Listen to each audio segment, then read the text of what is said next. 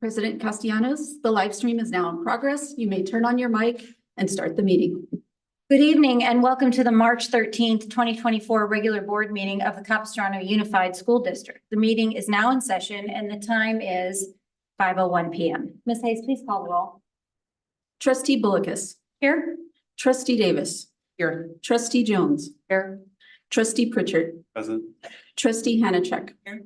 Let the record show Trustee Parham is absent this evening. Trustee Castellanos. Here. Ms. Hayes, before the board recesses closed session, are there any speakers? There are 4 speakers this evening. Okay. I'm going to ask the speakers to line up in order. Greg Young, Manisha Fish, Robert Lind, and Joy Schnapper.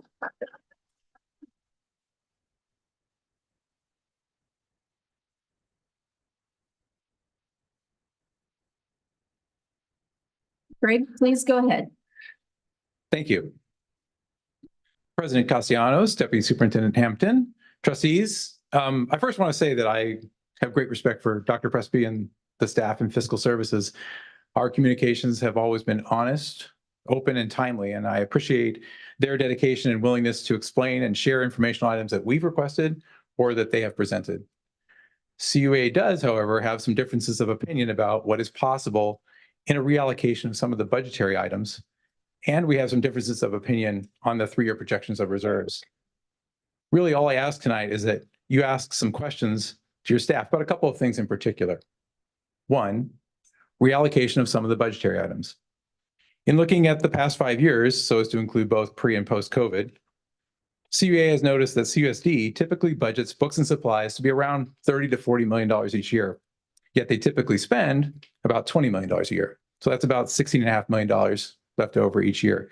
Now, granted, that includes both restricted and unrestricted funds, but I would ask this question: what part of that is unrestricted and therefore would be eligible for a possible reallocation?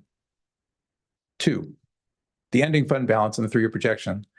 As all districts do, each budget includes a 3-year projection on the ending fund balance, which is basically the reserves, essentially. And in the last 5 years, the 3-year projection has often been very close to the actual amount. However, there have been a few years where it's been quite a bit underestimated. And in fact, in the last 5 years, the unrestricted reserves have never fallen below $61 million in those 3 years, in the 3-year predictions. Even the 3-year projection may have been lower than that. Now, by law, districts need to keep at least 2% of total outgo in reserves, but that number is closer to $12 million. But we're not recommending at all to get close to the 12 million. But just to point out, it's never fallen below 61 million in the past 5 years. Now, CUA knows, we know that you value educators and the jobs they do for our students and our families. And we know, too, that you want competitive salaries and benefits. CUA respectfully respects also the need for fiscal solvency within this framework. But we simply have some differences of opinion about the source of funding. Books and supplies is one area where we see that there's some possible flexibility, but there may be others. The unrestricted ending fund reserve balance has remained healthy, which is good. It means that there's been good fiscal stewardship, but it can also be used to help meet our shared goal of competitive salaries and benefits. So respectfully, these are just a few questions for you to ask as you deliberate. Thank you. Our next speaker is Manisha Fish. Please hold your applause so that we can get through all those speakers in a timely manner. I respect your time as well. Manisha Fish, please go ahead. President Castellanos, Deputy Superintendent Hampton, and trustees, hello. My name is Manisha Fish, and I've been a teacher at Essentia K-8 since it opened 6 years ago, and in the district for 28 years. I am also the proud mother of 2 Tesoro High School graduates and have taught nearly 1,000 former students. CUSD has been declining in enrollment for nearly 15 years. Most districts in the state are declining in enrollment as our population has aged and growth has slowed. The March 1st issue of the Dana Point Times had an article about CUSD's current decline in enrollment. I realize that the district is experiencing declining enrollment. However, the statements that CUSD made in the article need some perspective. In the article, CUSD stated that it has experienced a decline in enrollment of about 10,000 students over the past 10 years. That's about 1,000 students a year. Here's some perspective. An average class size is about 35 students for 1,000 students. That translates into about 30 teachers a year. On average, Capistrano School District has about 50 educators retire each year. Obviously, And since COVID, there has been more rapid decline, and there have also been one-time ESSER monies that have allowed our district to hire more educators to assist with increasing student achievement in the post-COVID environment. The Dana Point Times article stated that was about $150 million. These additional monies are soon to be going away, yet the decline in enrollment remains. Understandably, this is concerning. So what to do?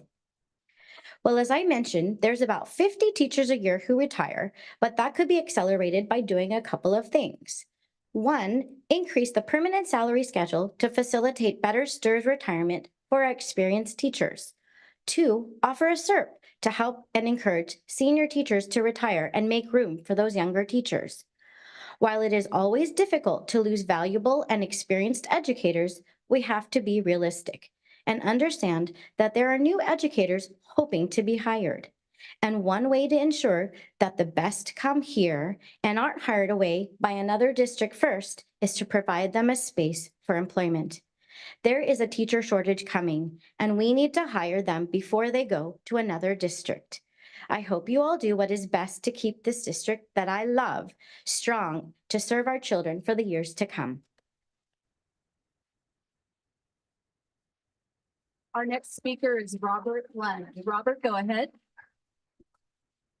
President Castellanos, Deputy Superintendent Hampton, and trustees. My name is Robert Lind. I have been teaching at San Juan Hills High School for the last 16 years, a teacher here in CUSD since 1998, for a career spanning 28 years. You've now heard 3 suggestions for both meeting the educational needs of our students while also meeting the economic needs of our workforce and encouraging new educators to join CUSD. First, reallocation of some of the budget items that allow for unrestricted flexibility. This is based on past analysis of what was projected to be used versus what was actually used. Some of that surely can go towards a salary agreement. Second, higher than predicted unrestricted ending fund balances. In the past 5 years, the ending fund balance has never fallen below 61 million, and the bare minimum balance cannot fall below 12. Certainly, some of that can go towards a salary agreement. Third, a SERP to help those retiring, help teachers to facilitate retirement. These are all obtainable solutions. These are all possible to bridge the gap between where we are now and where we need to be to arrive at a successful agreement. I see us as being very close. CUEA's offer is fair, and it takes into consideration the district's financial situation and prioritizes the students by making sure that all of those that work with the students every day have a fair and competitive compensation package. At this point, it comes down to a willingness to pay versus an ability to pay.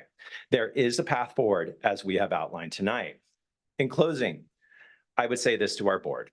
We know and have witnessed time and again that your number one priority as a board is the students. My colleagues that you see around me and outside these walls, along with those that had other obligations this evening, all have that same priority and same focus, the students. What we are asking for is for the students, is about the students. It is about ensuring that the teachers that work every day with the students are compensated fairly and competitively to ensure that we attract the best and that the best stay here in CUSD. By providing a fair and competitive compensation package, you show that you value the work that we, the teachers, do, that you value the care that we, the teachers, provide, and that you value the relationships that we, the teachers, form with the students to ensure their success. We are valuable, and our students are worth it. Thank you. Our next speaker is Joyce Schnapper. President Castellanos, Deputy Superintendent Hampton, and trustees. I don't know if you were able to watch the Academy Awards, but the film that won for the best documentary short was The Last Repair Shop, directed by Chris Bowers. It's a story about craftspeople in Los Angeles who keep 80,000 musical instruments in working order for the city's public school students. Chris Bowers himself is a leading Hollywood composer who recently worked on The Color Purple. Growing up, he attended LAUSD schools using pianos maintained by one of the technicians profiled in the film. He was quick to point out another winning composer, John Williams, also attended LA public schools. Looking out at a theater full of celebrities who we all know make a fortune, he said, "The last repair shop is about the heroes in our schools who often go unsung, unthanked, and unseen. Tonight, you are sung, you are thanked, and you are seen." His precious 1 minute on stage was used to share LA is one of the last cities in America to give public school students working free instruments. Then he said, "We need to fix that because music education isn't about creating incredible musicians, it's about creating incredible humans." It got me thinking about what I would say, especially when the three people before me have already said it all. Greg told you unrestricted funds are available because each year we notice that you budget more than you spend. Over the last 5 years, CUSD's ending fund balance has never been below $61 million. Historically, CUSD does not deficit spend. Instead, they deficit budget. Manisha explained we value our veterans, but we need to get new teachers hired before they get picked up by other districts due to the looming shortage. The time, effort, training, professional development, and work in PLCs walks right out the door with them when they go.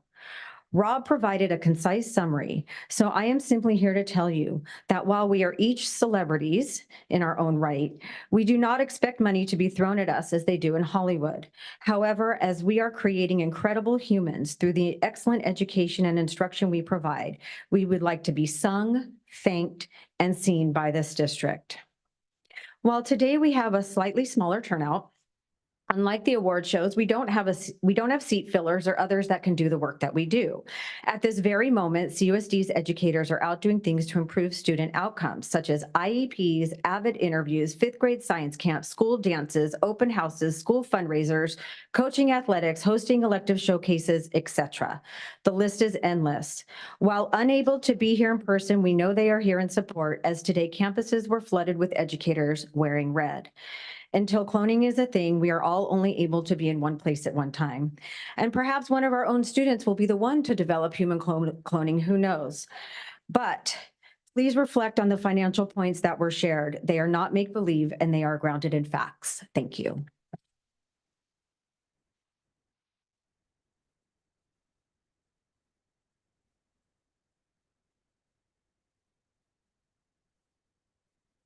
Thank you. The board will now recess to close session to address the following agenda items: A, student expulsion, one case; B, conference with legal counsel, anticipated litigation, significant exposure to litigation, 4 cases; conference with labor negotiators, CUEA, CSEA, Teamsters, Kuma, and unrepresented employees; public employee discipline, dismissal, release, 1 case; conference with real property negotiators, property South Transportation and Groundskeeping Facility, 5.51 acre property located at 26126 Victoria Boulevard, Dana Point, California. Also, conference with legal counsel, anticipated litigation, significant exposure litigation, 3 cases; conference with legal counsel, existing litigation, significant exposure litigation, 3 cases; liability claims, significant exposure litigation, 2 cases; public employment and evaluation of performance, superintendent. The board will now recess to close session. Thank you.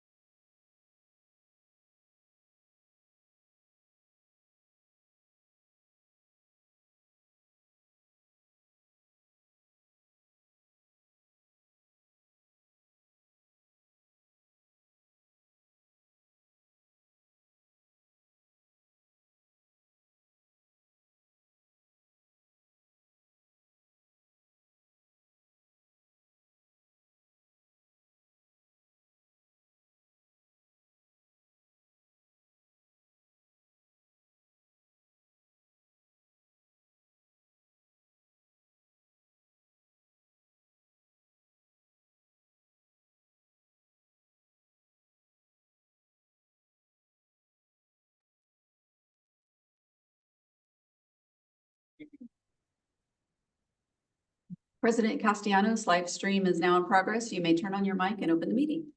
Good evening and welcome to the March 13th, 2024 regular board meeting of the Capistrano Unified School District. The meeting is now in session and the time is 7:07 p.m.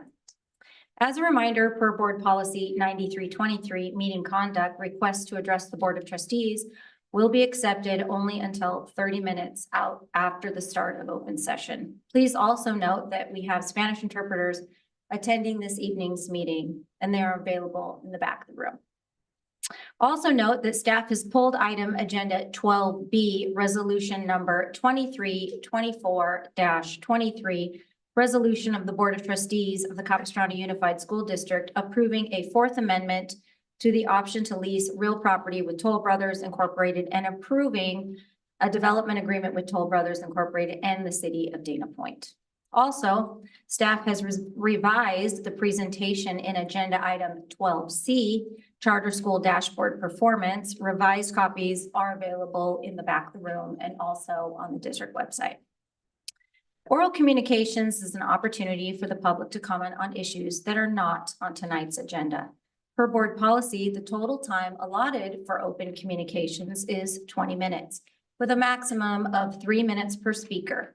The per speaker time, that's a tongue twister, may be less if there is a large number of speakers. Under California law, board members cannot respond to non-agenda oral communication comments. We would also like to note that while the public has the right to speak, the district does not condone speech that may be perceived as hateful or discriminatory. The purpose of a school or school district is to teach. In addition to typical academic subjects, we want to teach young people appropriate behavior and respect for other points of view. Our students are watching and listening to us. And we appreciate your support tonight in modeling respectful and productive public discourse for our students and our entire community. At this time, Ms. Hayes, will you please call the roll? Student Board Member Pierce. Here. Trustee Bullicus. Here. Trustee Davis. Trustee Davis is out of the room at the moment. Trustee Jones. Here. Trustee Pritchard. Present. Trustee Hanachek. Here. Trustee Parham. Trustee Parham is absent. Trustee Castellanos. Here. Okay, at this time, we are going to do the Pledge of Allegiance. So Pledge of Allegiance tonight will be led by our student board member, Tyler Pierce.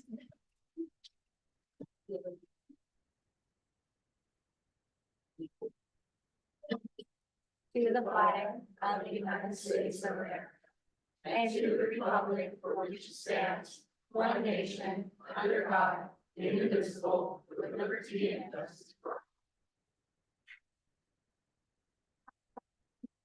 Okay, may I have a motion to adopt the agenda? So moved. Okay, moved by trustee Hanachek. Second? Second. By trustee Bullicus. Ms. Hayes, please call the roll. Student Board Member Pierce. Aye. Trustee Bullicus. Aye. Trustee Davis is absent. Trustee Jones. Aye. Trustee Pritchard. Aye. Trustee Hanachek. Aye. Trustee Parham is absent. Trustee Castellanos. Aye. Motion carries 502. By roll call vote to adopt the agenda, or preferential aye from student board member Pierce. Mrs. Hayes, can you read the report out from the session? On agenda item 3A, student expulsion, trustees voted 601 to approve staff recommendation on the following case. 2024014. On agenda item 3B, conference with legal counsel, anticipated litigation, trustees gave direction to staff. On agenda item 3C, conference with labor negotiators, trustees gave direction to staff. On agenda item 3D, public employee discipline dismissal release, trustees voted 5-1-1 with trustee Davis voting no and trustee Parham absent to approve staff recommendation on the following case. Resolution number 232409C. On agenda item 3E, conference with real property negotiators, trustees gave direction to staff. On agenda item 3F, conference with legal counsel, anticipated litigation, trustees voted 601 to approve staff recommendations on the following ADR cases. Case number 2024-0205, 2024-0215, and case number 2024-0216. On agenda item 3G, conference with legal counsel, existing litigation, trustees voted 601 to approve staff recommendation on the following cases.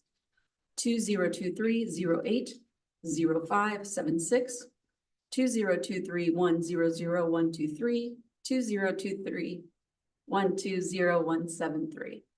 On agenda item 3H, liability claims, trustees voted 601 to approve staff recommendation on the following cases. Liability claim number 2311636 and case number 2311660. On agenda item 3I, public employment and evaluation of performance, trustees voted 601 to table the item. That concludes my report. Thank you, Ms. Hayes. Okay, at this time, trustees, we're going to go to opening comments. Trustee Hanachek. I get to start this time. Thank you. To have something new at a school is, especially an old school, is an amazing gift. Last week was the official ribbon cutting for the totally refurbished 1964 library at San Clemente High School. This incredible new space was made possible by the generosity of the San Clemente Educational Foundation, our oldest high school foundation in CUSD. For over 25 years, they have been making a major difference in the lives of students. They literally step up when others can't or won't. And it's been an honor as a parent and a community member to be a longtime part of this organization. I greatly appreciate the invitation that the San Clemente Educational Foundation extended to board members.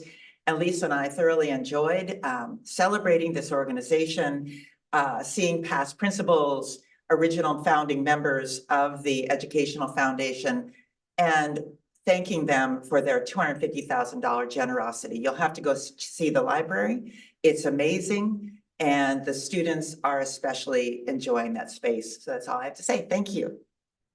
Thank you. Any other trustees? Trustee Bolgus? Well, and something else to add that we had attended, trustee Hanachek, trustee Davis, and trustee Jones and myself was San Clemente High School was honored as the demonstration AVID school. And correct me if I'm wrong, there's only like a little over 200 nationwide. And is it just 4 in state? Six in state. And we have to give some kudos to teacher Erin Dollar, who Principal Chris Carter had given great acknowledgement that had always been her goal. And she has really worked towards making this an exemplary AVID program. And I know 2 summers, or last summer, Trustee Davis and I went down to San Diego for the AVID conference to see what it was all about. So that was really great. That was just a few weeks ago, well, February 28th. I had a good time March 4th. I was invited to participate in Read Across America and read some books to a combo class of kinder and first grade at Los Flores, and that was a lot of fun. And like I said before, it is play and musical concert season. And so I enjoyed the spring pre-festival concert, instrumental music at Los Flores on the 7th. And a combination of MIP, our Mandarin Dual Immersion Program. Their big gala was this last Saturday night, and Trustee Jones and I had attended. And this year, if you've noticed on social media online, that this year is the first graduating class of our MIP, the Mandarin Immersion Program. And so each one of those students, there was, I don't know, I think about 8 of them that spoke that night at the gala, and they're each going to be featured online in terms of the program. My biggest takeaway in listening to the students was the fact that they talked about the family in being a part of this program, and they really felt that they made friends that would be friends for life. So it was a really nice evening and exciting for these students that will be graduating this year as our first graduating class. And then along with trustee Jones, we've been on the phone with legislators, Senator Blake Spear and Assembly Member Kate Sanchez in our talking points in terms of what we want to get across. You all probably are reading the paper about the budget within California. And we are trying to get them to not touch Prop 98 and the funding for our schools. And we really emphasize that and then circled back at the end of the conversation, emphasizing it again. Don't get creative in accounting. We don't want them to set a precedence of borrowing, basically taking a loan out of what is legislatively ours. So that is also a part of what we're busy doing in this season. And that's my comments for the evening. Thank you. Trustee Davis? Thank you. I'd like to just add on to trustee Hanachek and trustee Bullockis as far as the San Clemente High School Library. It really was and is incredible. And the Ed Foundation in San Clemente does just an outstanding job, and the time and effort and money that they put behind that. And when they talked to Principal Carter and said, where do we need it? And they worked on the library, and it's fabulous, absolutely fabulous in every way. The AVID demonstration, or the award for AVID, made the San Clemente Times, and it was right on the front page. You can go right to it and gather some information about it. And Aaron Dollar has done a fantastic, fantastic job. It is incredible, the program and what AVID provides for our students. I love it. Jogathon at Truman, wonderful, so great. I just want to take a quick minute and talk about, I've had a lot of parents reach out about concerns with some of our choices at some schools and PTA ideas on our fundraising efforts. And a Jogathon is just a perfect example because all funds go directly to the school. So I love when we get creative and we're careful about our money. So I love that they were able to have such a great fundraiser that benefits the students there. I was able to attend the San Clemente High School Mayor's Prayer breakfast with trustee Hanachek this last Tuesday morning. Great to be with 250 people in San Clemente to all gather and appreciate all that happens within each of our communities, and it just so happened to be in San Clemente. And lastly, I'd like to talk about the every 15 minutes. Every 15 minutes is a program that is run by, and I just want to read a little bit about it. So at San Clemente High School last week, it's a 2-day program in which they take students and they provide an opportunity for the juniors and seniors to reenact and see what happens when you drink and drive. And you arrived and there were 2 vehicles that were turned over and destroyed, and they were tarped. So the students all arrived and the kids reenacted what happened and what happens. And very, very impactful. I talked to many, many students after. Probably my favorite comment was, it worked. I said, give me a little more information. Tell me about that. And she said, I will never drink and drive. And I will never let a friend drink and drive. So I love that it did what it should do. And it provides an opportunity to have a real view of it. So every 15 minutes was in the early 90s. Every 15 minutes, someone in the United States died of alcohol-related traffic collision. And now it's a tiny bit better, but not so significant that this is not critically important. And San Clemente High School took a student out of the classroom every 15 minutes. A child was brought out of the classroom and they went and stayed in a hotel for the evening and came back the next day. And there was an assembly in which it showed then what happened before the kids saw what happened in the parking lot. So much so that they had police come racing in with their sirens on, the ambulance come racing in with their sirens. Every bit of the accident was reenacted. We had students from every group on campus so that everyone could be felt impacted by their friends, people they know. And it hasn't been done at San Clemente since 2017 for a number of reasons. And I am grateful that we were able to provide that and be able to allow students to see this. And the young lady that was the actress that caused the accident and drank and drove to school that morning.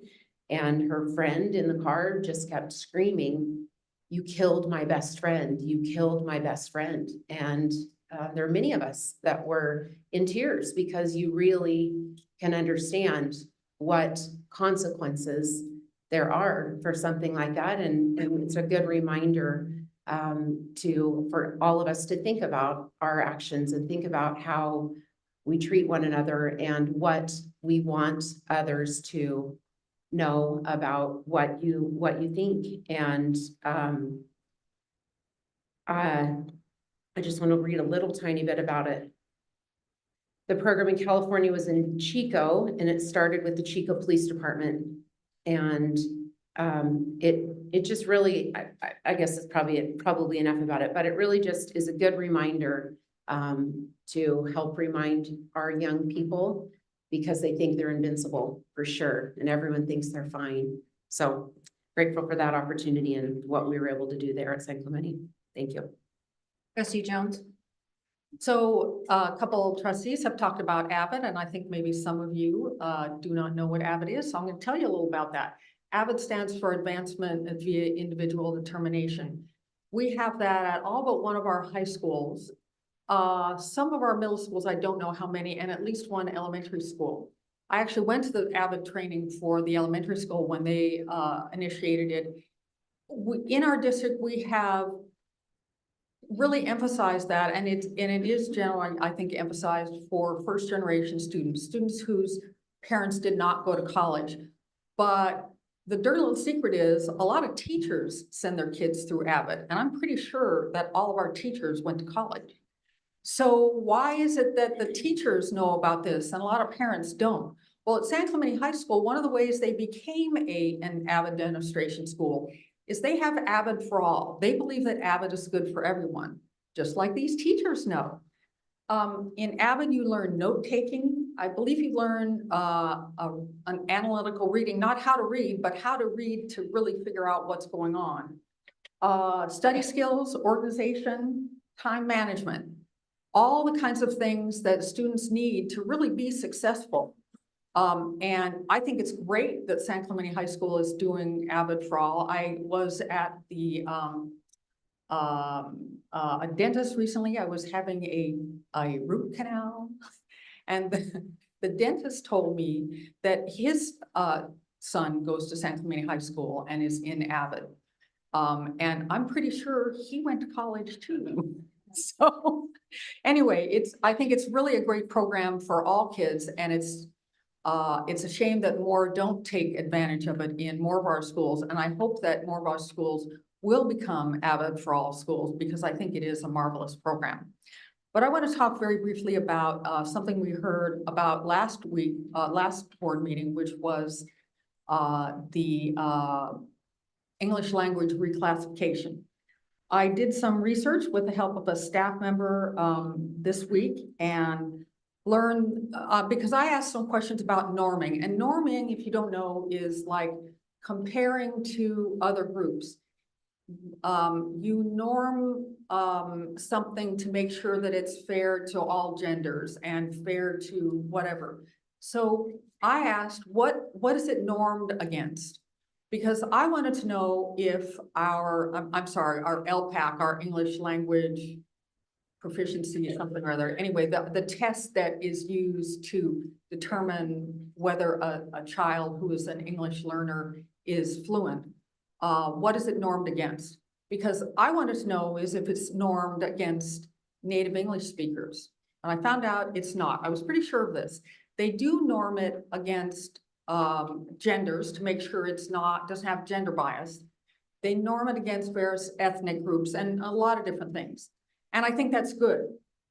But if we're not norming against, not we, it's not our test, it's a state test. If it's not normed against native English speakers, we don't really know if it is requiring our English learners to know more than the average English fluent native speaker knows.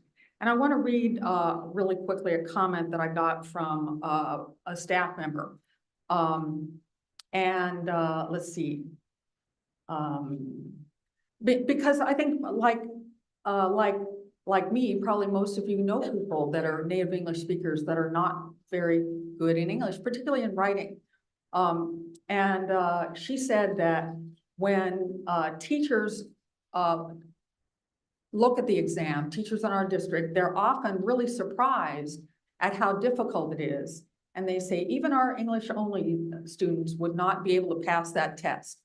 The problem with this is that I think a lot of our community and our staff members assume that someone who is classified as an English learner is not as good and English, not as proficient in English as, you know, my children, your children, whatever. And in many cases, once they have demonstrated proficiency, they are way, way more proficient.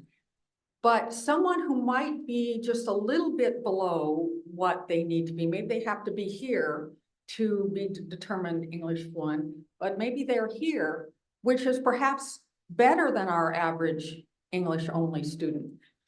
So we're making judgments in our community and staff members, et cetera, that some of these students are not capable of taking honors classes or AP classes. And I think they are. And I just want to make sure that our staff, because I know there's staff that are listening who are not here tonight, is taking that into account. That a student that is an English learner might actually be more competent, more proficient in English than the English only students they have in their regular classes. We need to make sure that all students who are capable have the opportunity to take our most challenging classes. And I really want to make sure that our staff, that all understand that and are all encouraging our English learner students to reach a little harder, reach a little farther, just like AVID teaches them. And many of our AVID students are English learners or former English learners who are now redesignated student, just proficient, just as we want those students to reach for the stars. We want all of our English learners to be reaching for the stars. And we can't say that just because they don't have that, I'll call it a badge, they don't actually wear a badge, but just because they don't have that label of English, redesignated English fluent, doesn't mean we shouldn't be encouraging them to take the most rigorous classes possible, because these are people who have great ability and we need them in our society. Thank you. Thank you. I just wanted to make a few comments tonight. I had just at the same time that Trustee Bullicus and Trustee Jones were advocating for our district with our elected Sanchez and Blakespeare. So were many of our parents in this district. And I had the honor and privilege of traveling up to Sacramento with them and attending what is called Sacramento Safari. And many of you may not know what is Sacramento Safari. So it is put on by 4th District, which is basically the PTA that oversees Orange County. And it's their annual advocacy trip up to Sacramento where advocates from all over the districts come together and advocate for funding for our schools. And the superintendent was with me as well, as was our student board member, Tyler Pierce, was up there with us advocating. So it was an amazing time to see parents and students and board members from other districts as well. And of course, our own superintendent up there attending. So just a couple of highlights for me. I think Trustee Bullicus already mentioned the budget.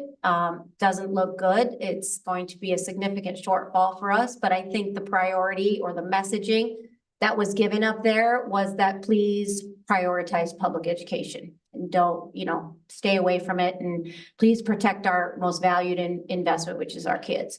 So that message was sent loud and clear, and hopefully after we continue to have those conversations, that will be something that they will listen to when they finalize the budget. We will know more in May about the budget.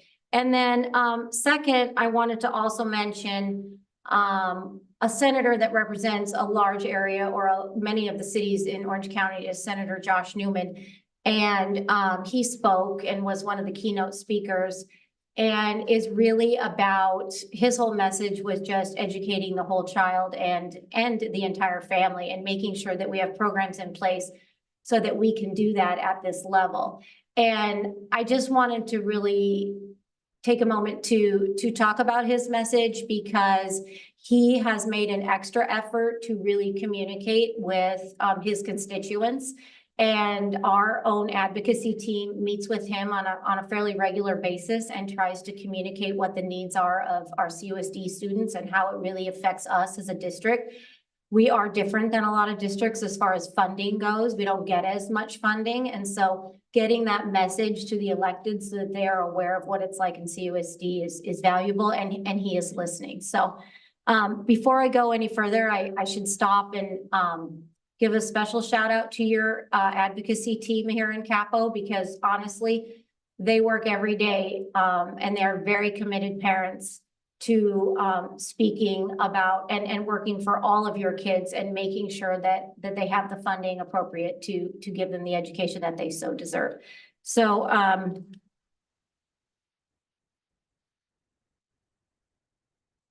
another speaker that kind of spoke to me was the assembly member, and you may know, and Tri Ta. He represents the 70th district in Westminster. I thought it was, I'm not an original Californian, so I didn't know much about Mendez versus Westminster, but you may know the case. His speech was he's very passionate about it. He has authored a bill where that case will now be taught. He wants it to be taught, included in our social studies curriculum in our public schools, which is an amazing thing. It was a case that really set precedent for the desegregation of schools, and it was a local case. So I thought his speech was pretty powerful, and how we're getting that through, how he's going to try to get that through. And then I had an opportunity to go to LegCon, which is the advocacy, very similar to SAC Safari, except it's at the national level. And so Deputy Superintendent Clark Hampton and I, along with the advocacy team, went to DC, Washington, DC, and continued our advocacy for this district. One of the main talking points is, as you may know, is IDEA and how we are not do not receive the funding that we should from the federal government, because IDEA, let me get this right so I don't mess it up. Individuals with Disabilities Education Act, which was passed in 1975. And with that act, of course, every child with a disability in every state across the nation deserves a fair and appropriate education, public education. But with that act that was passed, there was a promise to fund 40%. Because they know that educating a special needs child costs a lot of money, and they were willing to help support. Well, we really have, since 1975, we really haven't received the funding, of course. I think at this time we get about 6%, which you see the huge gap, right, in funding. So just that alone, if we can get at the federal level, if we can get more of our federal dollars that were promised to us back in 1975, it'd be a huge impact for CUSD. So good news is that there is a bill currently authored by our representative up in Northern California, Jared Huffman, and you can look up this bill. It's HR 4519, which has been introduced. It's called IDEA Full Funding Act. So it is already on their radar for this Congress to start looking at why we are not fulfilling our promise. So it was great to engage with him. And then we had conversations with all our locals that are from here, including the 2 state senators, Padilla and Butler. So there's some work to be done. And of course, with advocacy, it's grueling. because it's the long game, right? It's not something that you go there and you're like, yay, we get $100 million, we did it. And we all go home and have a party. Advocacy takes years. But it's the continuous conversation that we have with the state electeds and the federal electeds and continuing to bring that narrative to the table. And so all the way from trustees to parents to students, it's pretty powerful that this district is in those spaces.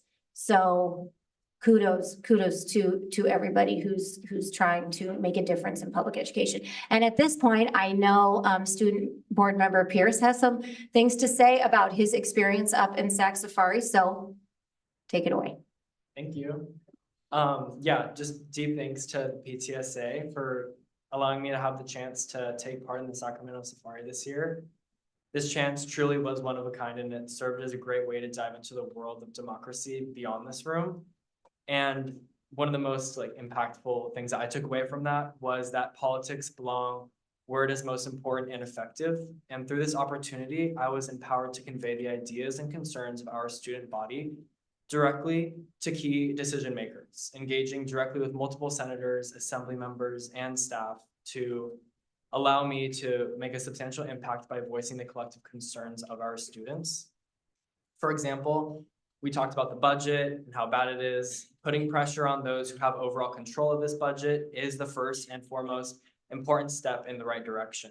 So I'm very proud that that took place over the weekend. And one of the most inspiring aspects of the experience, I believe, was listening to the keynote speakers. Their insightful presentations not only deepened my understanding of these issues at hand, but also made me feel like my best interests and those of my fellow students were genuinely being considered. This reinforced my belief in the power of advocacy and the importance of the message at Sacramento. Especially being a student myself, being able to listen and be heard was an amazing feeling. I was also successful to make these individuals understand the importance of voicing the vast majority of student opinion.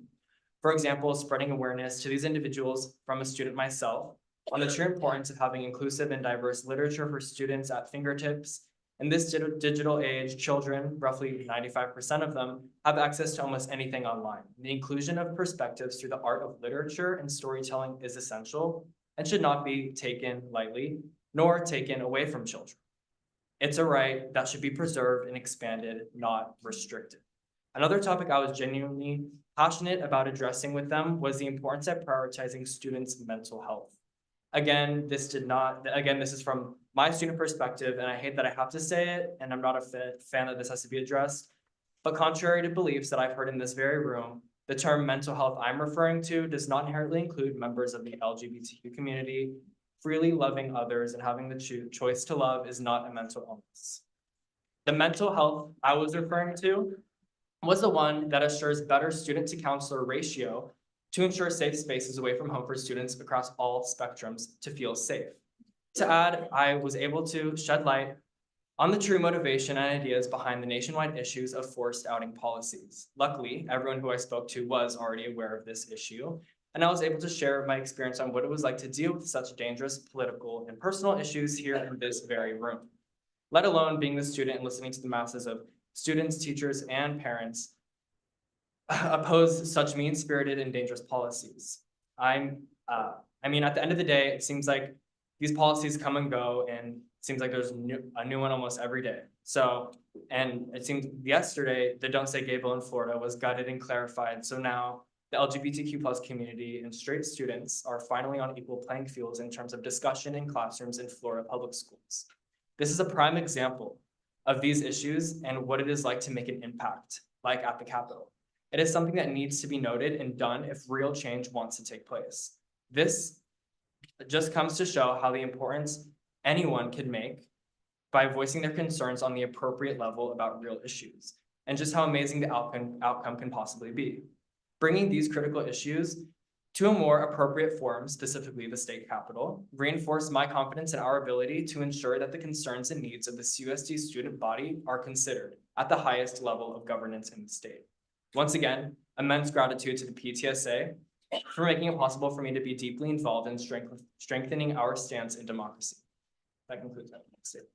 Thank you. Okay, we are now moving to oral communications. The total time for oral communications shall be 20 minutes. Individual presentations are limited to a maximum of 3 minutes, but per individual could be less if there are too many speakers. Complaints regarding district employees should be addressed by completing the district's formal complaint form available on the district website. Okay. Ms. Hayes, can you start calling up our speakers? Yes, I'm going to ask you to line up and then I'll recall your name so that we can get you in the right order. It helps us with our minutes. And I appreciate that you'll respect that process. And we're going to do 1 minute each because we have just over 20 speakers. So it's 21 or 22. So we'll do 1 minute each. Okay, so I'm going to call the first 5 speakers. Catherine Greco-Klaus, Summer Lebowski. Please forgive me if I mispronounce your name. Veronica Yap, Judy Y, Karen Hollander. And our first speaker, please come forward.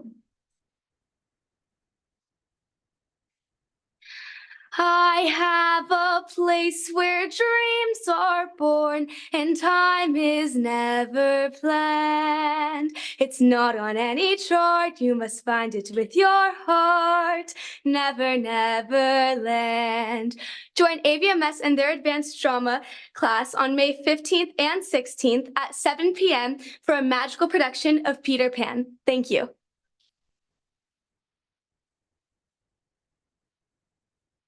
Okay, well, that may have been the best 1 minute speech I've ever heard. Thank you. Summer, please come forward. Summer, go ahead. Sorry. Trustees, I would first like to thank you for providing me with this opportunity to update you regarding my experience attending the PTA Sacramento Safari as a student representing Dana Hills High School. During this exertion, I was able to request additional funding for this district from Assemblywoman Diane Dixon and learn proper procedure by watching experienced PTA members do the same. Additionally, I was able to learn about current affairs affecting the education system throughout the entire state and was subsequently invited to become a member of State Superintendent Tony Thurman's Student Advisory Council after expressing my desire to cultivate the acceptance and awareness of students regarding their fellow classmates and peers with disabilities. Moreover, this trip was an enlightening experience that provided me with a rudimentary understanding of how the government works in relation to the education system. It was truly inspiring to meet such a large congregation of similarly impassioned individuals who are all working to benefit me and my peers. Thank you so much.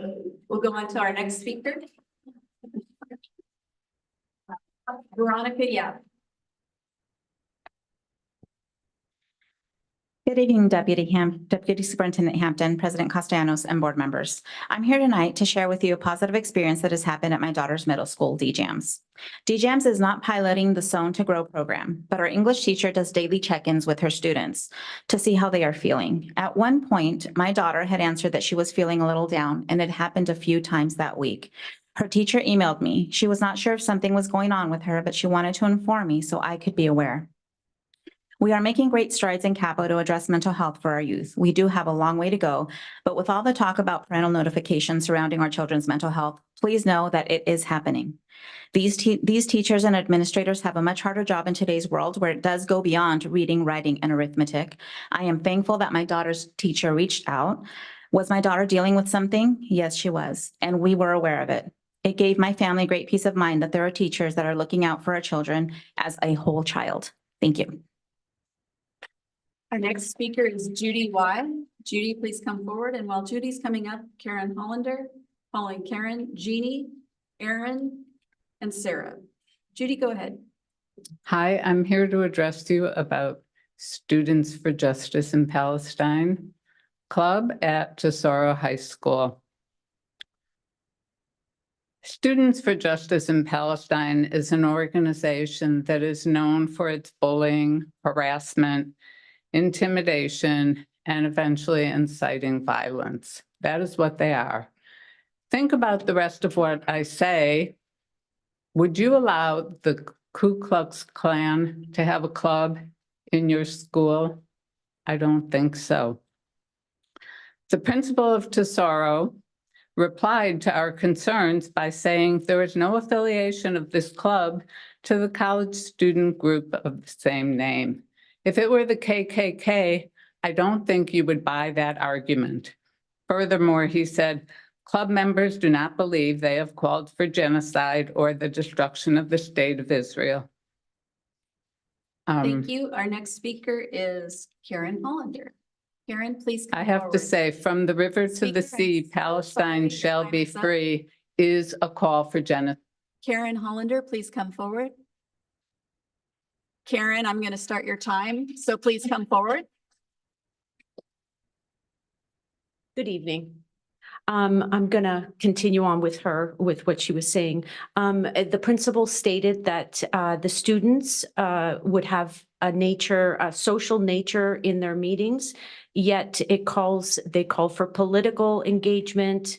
They want to elevate student movement and fight for Palestinian liberation. This is not something that I think the schools should tolerate. Everybody's entitled to have their opinions. Everybody's entitled to display things, but when politics are involved in school, it only elevates frustration, aggravation, and it's just not, this is not something that we should have. From the river to the sea is a statement that is anti-Semitic, and it was very clearly stated on their poster, and that is something that cannot be tolerated. Our next speaker is Jeannie. Jeannie, please come forward. And Aaron Naylor, please, you're on deck. Jeannie, go ahead. So I just want to make sure that it's clear what your parents and your students at Tesoro High School are asking for. We are asking for your personal involvement in the situation where there is a call for genocide at that school. Your positive school climate indicates that you're going to create a good climate for all students, not just some students. Tesoro High School has gaslit and dismissed the experience of students who have filed harassment complaints, and that is completely unacceptable.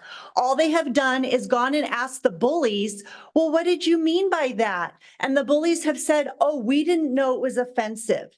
Any Google search would have told them differently.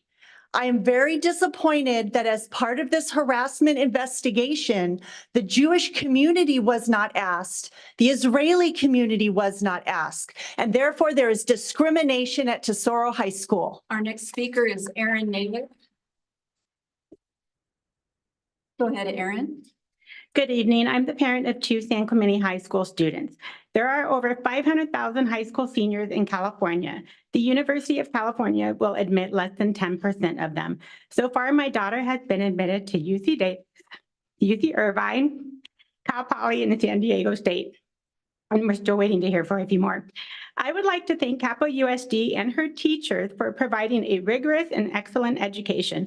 I believe her academic rigor and essay helped her stand out among the 250,000 applicants this year. Her application essay was about her experience in October in this boardroom when she spoke out against the parental notification policy. Along with her friends, she passed along a petition, reached out to other high schools, and encouraged students to speak. She was not groomed, she was not forced, and she wasn't even encouraged by her teachers to speak. She had a mind of her own. Universities appreciated her intellect, political activism, bravery, and inclusivity. Thank you. Our next speaker is Sarah Phillips, and while Sarah's coming forward, I'm going to call the next 5 speakers to line up. Luca Klaus, Mary, Lisa H., Candace, and Pam. Sarah, please go ahead. Good evening. I have a first grader at Truman and 8th grader at BAMS, and we have loved every teacher that our girls have had. At Truman, my daughter has Miss Anderson. I can't begin to list all the ways she's a wonderful teacher, but the reading light has really turned on for our daughter this year in her class, and we are so very grateful.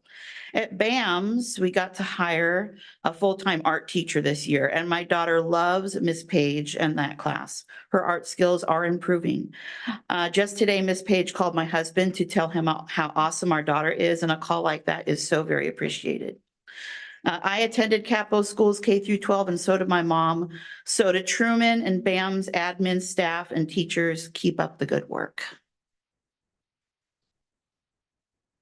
Our next speaker is Luca Klaus.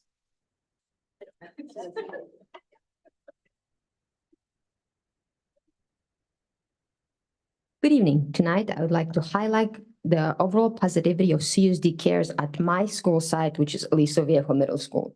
Students have been actively participating in basketball, soccer, UNO tournaments, and flag football, and they're having a blast. Moreover, our front office staff has been using this really cute CSD Care notepads to send notes to the teachers throughout the day to just brighten their day.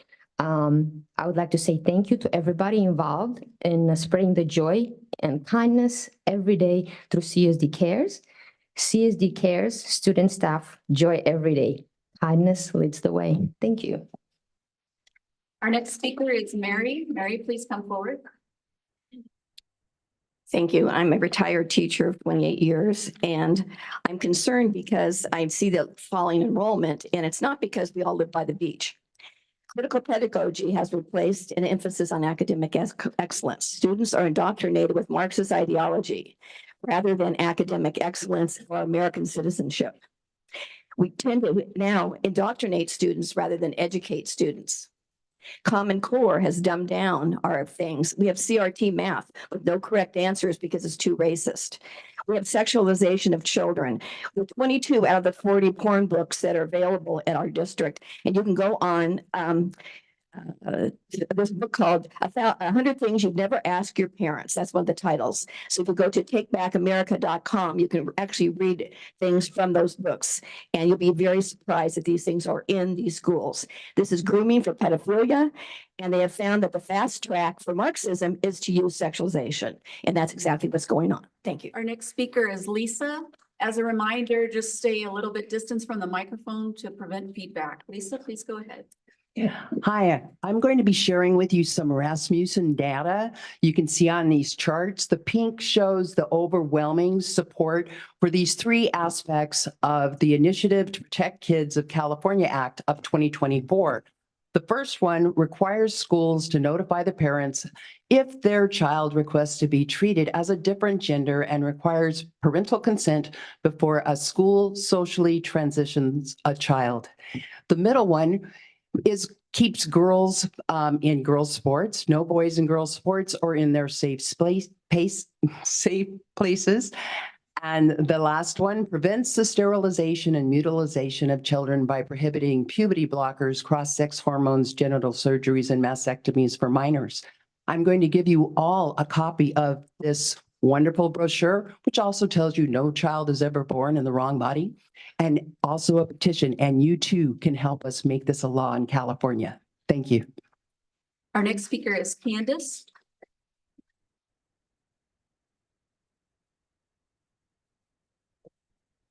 Hi, I'm speaking today as the parent of 2 children in this district who is perplexed as to why we are still listening to public comment on parental notification 5 months after the policy failed in this boardroom. The same people pushing this narrative are also promoting lettuce vaccines and chemtrails. Anyone still aligning themselves with this movement looks very foolish to the vast majority who can see this for what it is, another conspiracy theory. Teachers are not indoctrinating, grooming, or sterilizing children, they are teaching. Lisa Davis was quoted in a local media outlet this month as saying, "Without a board majority, we cannot pass anything meaningful.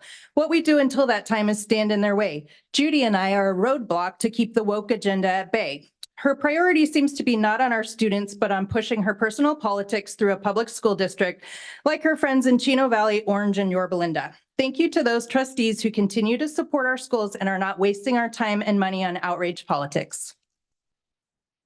Our next speaker is Pam. While Pam is coming to the mic, she will be followed by Jean, Linda, Rocky, and David. Pam, go ahead. Okay, thank you, Trustee Davis and Bullocks, and I'm just going to say the opposite of what she just said. Thank you for standing for the vast majority of parents who voted for parental rights. Okay, to all trustees, a group of concerned parents, grandparents, taxpayers, and myself will continue to be here and to stand for the care and protection of our families and the vulnerable school children, especially the ones being groomed and misled. We will be a voice for the majority of parents, children, and families who are against evil ideologies of transgendering children. We will never bow down to these evils or serve the false doctrine that there are more than two genders. All were created male and female. Until 2013, the term used for these confused children was gender identity disorder. The definition of disorder is a state of confusion. These Our dear next children speaker are is Jean. confused. Jean, please come forward.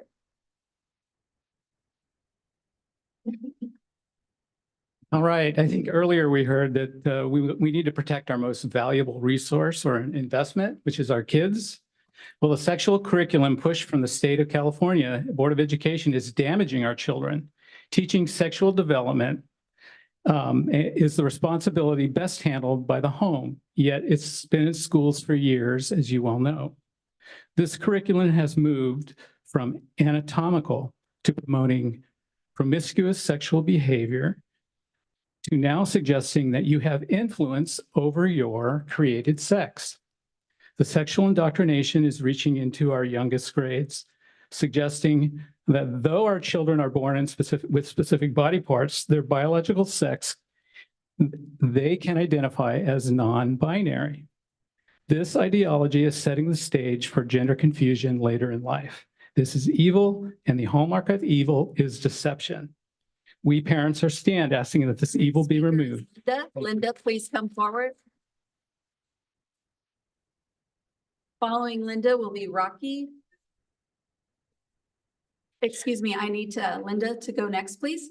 I'm just going to keep the order. Linda, yes, please. Thank you, trustee. Check. Trustees. This is regarding the Protect the Kids of California Act of 2024. No child is born in the wrong body. 88% of all children with gender dysphoria outgrow it if the adults around them treat them as their birth sex and do not allow medicalization. Many gender confused children are on the autism spectrum and/or have internalized homophobia, ADHD, OCD, or depression. Many European countries have stopped affirming a minor's perceived new gender and look to psychological treatments rather than medicalization. This change results from performing a systematic review of the medical evidence and finding it lacking. The UK is considering banning all gender ideological lessons in schools because it is finding that the explosion in gender confusion appears to be a social contagion. The number of young adults who transition out of regret grows daily. Our next speaker is now Rocky. Rocky, please come forward. Thank you for your understanding. Good evening, members of the Board of Trustees. My name is Dr. Rocky Sifoni. I'm a parent of a student at Niguel Hills Middle School. My student is part of the instrumental music program at Niguel Hills. Last night, we attended the area instrumental music concert at Dana Hills High School, along with crowds of other families to watch our students perform. Many area elementary music students participated along with bands and orchestras from Marco Forster Middle School, Niguel Hills Middle School, and all the ensembles from Dana Hills High School. The performances were enjoyable, and we definitely could see and hear growth and development from grade to grade. We're fortunate that this community concert opportunity is available to our students to give them a way to showcase their talents and many hours of hard work and practice. A special thanks to Mr. Chris Popperwell, the instrumental music teacher at Niguel Hills, for his years of dedication and inspiration to his music students. And finally, we're grateful for the commitment of this district over the years to continue prioritizing music education. Thank you. Thank you, Rocky. Our next 5 speakers are David, Emily, Jason, Shireen, and Inbal. And following Inbal will be Trudy. So David, please go ahead. Good evening, board members. I wasn't planning on coming down here, but I thought it was necessary. I'm 63 years old and I've been a resident of San Juan for 25 years and raised 4 children here, and it's a great place to be. And but I think now under the current circumstances of, and I'll just get right to it, the transgender issue is a really divisive thing. I probably would pull my kids out of school. I just would. And I would move to some place where I had confidence that I would be able to be informed about any issues that I needed to be informed about their well-being. I don't know how that could ever be anything get in the way between my children having something, even if there must be some mechanism in place where the parents are always going to be able to know. And this problem can be, I think, solved. And I respectfully, I loved Thank anyway, you. okay, anyway, well, thank you for hearing it. Our next speaker is Emily Cravens. Emily, come on down. Hello, I'm Emily Cravens and I'm the PTA president at Oak Grove Elementary. And I wanted to share with you 3 great things that have been happening at Oak Grove since the new break. First, in January, we were able to get all new library furniture from PTA. So that was great. And President Castellanos was there and Superintendent Brown were there when we did our ribbon cutting. We also had a career day at Oak Grove where we had members of the community come in and talk. We had a creative director from a video game company. We had an executive from Lakeshore come in. We had someone from Live Nation who does concerts. We had a former CUSD teacher come in who did spatial orientation for blind students. We had a blind student from CSUD come in and talk to her. And we also had a news anchor from CBS Sunday Morning come in and talk to us. And the final thing is we're just able to get 27 smart boards for all of our classrooms with a partnership between our foundation and our PTA. So now our kids can have modern technology. Thank you. Our next speaker is Jason Thomas. Jason? I don't talk that fast, so bear with me. Good evening. My name is Jason Thomas. I'm a parent of a student at AVMS, and we've had a great experience there and being a part of Capistrano Unified. I'd like to thank our principal, Dr. Duarte, Assistant Principal Torres, respected members of the board, Trustee Davis, Trustee Balakis, and President Castellanos for your prompt attention and assistance in addressing our concerns. We are here today to advocate for the removal of Roll of Thunder, Hear My Cry from our school district's curriculum and also a comprehensive book review of any books with racially exclusive language. Time check. While we recognize the literary merits of this work, its inclusion poses significant risks to the emotional well-being and safety of our Black and minority students.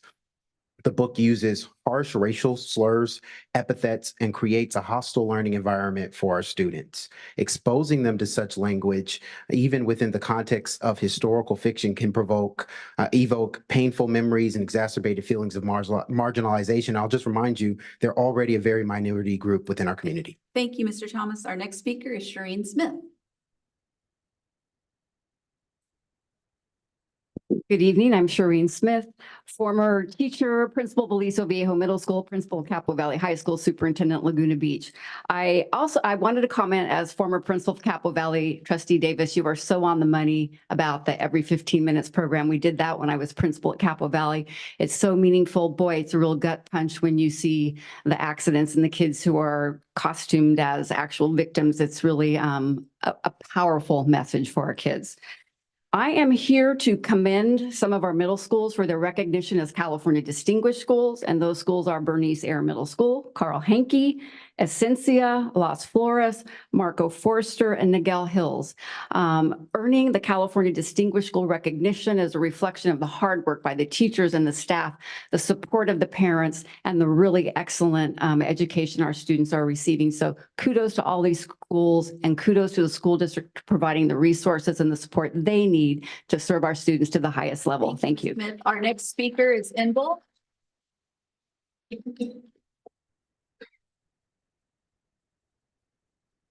Hello, I'm Inbal Greenberg. I wanted to share with you about the rise of anti-Semitism in Orange County. As Israeli American Council director here in Orange County, I'm receiving daily phone calls, emails from parents, from kids, from elementary, middle school to high school. The amount of incidents, anti-Semitism incidents is rising, and I'm getting them daily. So by having a student justice for Palestine in Jezero High School, it makes us kids and students feel unsafe.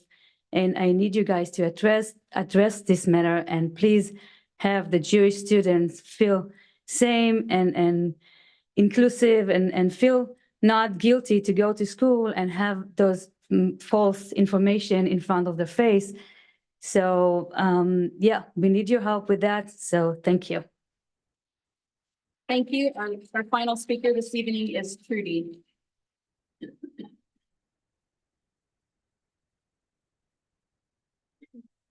Hi there, I'm Trudy Padobas, a 27-year resident of San Clemente and parent of two San Clemente High School IB student graduates. I'd like to give a shout out to the San Clemente Ed Foundation for their extraordinarily generous $250,000 donation to the renovation of our 60-year-old, almost 60-year-old library.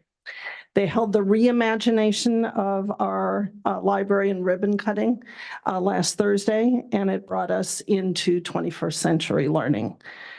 They now can tutor all students with access to IB learning, all students 5 days a week.